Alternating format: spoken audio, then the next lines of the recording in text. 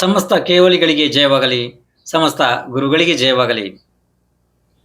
ಕುದುರೆಯ ದರದ ಬಗ್ಗೆ ಹೇಳ್ತಾ ಇದ್ದೀನಿ. ಅಂದ್ರೆ ಕುದುರೆಯ ರೇಟ್. ಒಬ್ಬ ದೊಡ್ಡ ಕಳ್ಳ ಇದ್ದ.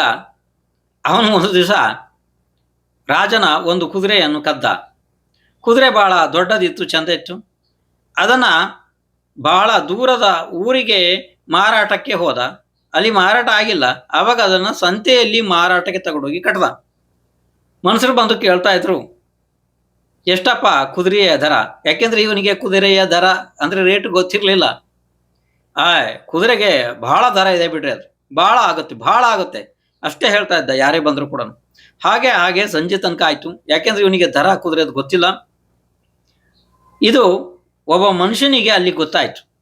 ಯಾಕೋ ಇದರಲ್ಲಿ ಅನುಮಾನ ಇದೆ, ಇವನು ಕುದುರೆಯ ದರ ಹೇಳ್ತಿಲ್ಲ, ಬಹಳ ಆಗುತ್ತೆ ಅಂತ ಅಷ್ಟು ಮಾತ್ರ ಹೇಳ್ತಿದ್ದಾನೆ.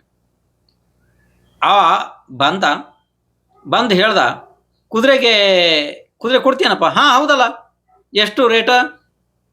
ಬಹಳ ಆಗುತ್ತೆ ಬಿಡ್ರಿ, ಕುದುರೆ ಬಹಳ ಕ್ವಾಲಿಟಿ ರೀ. ಹಾಗಿದ್ರೆ ಒಂದ್ಸಲ ಕುದುರೆನ ಹತ್ತಿ ಪರೀಕ್ಷೆ ಮಾಡ್ಲೇನಪ್ಪ ಅಂತ ಕೇಳ್ದ. ಆಯ್ತಪ್ಪ, ನೀವು ನೋಡ್ಕೊಂಬರ್ರಿ, ಒಂದು ಸುತ್ತು ಹೊಡೆದು ಬರ್ರಿ, ಎಷ್ಟು ವೇಗವಾಗಿ ಹೋಗುತ್ತೆ ನೋಡ್ರಿ ಅಂತ ಅಂದ. ಆವಾಗ ಈ ಚೀಲವನ್ನ ನಿನ್ನ ಕೈಯಲ್ಲಿ ಹಿಡ್ಕ ಅಂತ ಹೇಳ್ದ. ಚೀಲವನ್ನ ಇವನಿಗೆ ಕೊಟ್ಟ. ಕೈ ಚೀಲ ಇತ್ತು, ಅದರಲ್ಲಿ ಏನೋ ಇತ್ತು, ಕೊಟ್ಟ.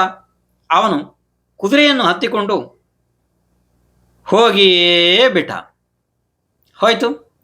ಆವಾಗ ಇನ್ನು ಉಳಿದವರು ಹಿಂದೆ ಎಲ್ಲ ಕುದುರೆಯ ದರವನ್ನ ಕೇಳಿ ಹೋಗಿದ್ರಲ್ಲ, ಅವರು ಬಂದರು.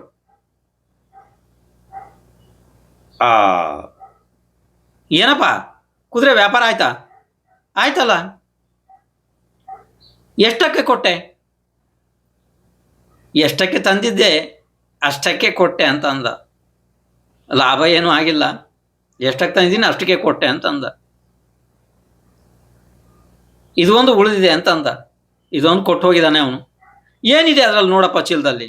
ಚೀಲ ತೆಗೆದು ನೋಡ್ದ. ಅದರೊಳಗಡೆ ಮೂಗು ಹರಿದಿರೋದು, ಪೂರ ಸೌದು ತುಂಡಾಗಿರೋದು ಒಂದು ಜೊತೆ ಚಪ್ಪಲ್ ಇತ್ತು ಅಷ್ಟೇನೆ.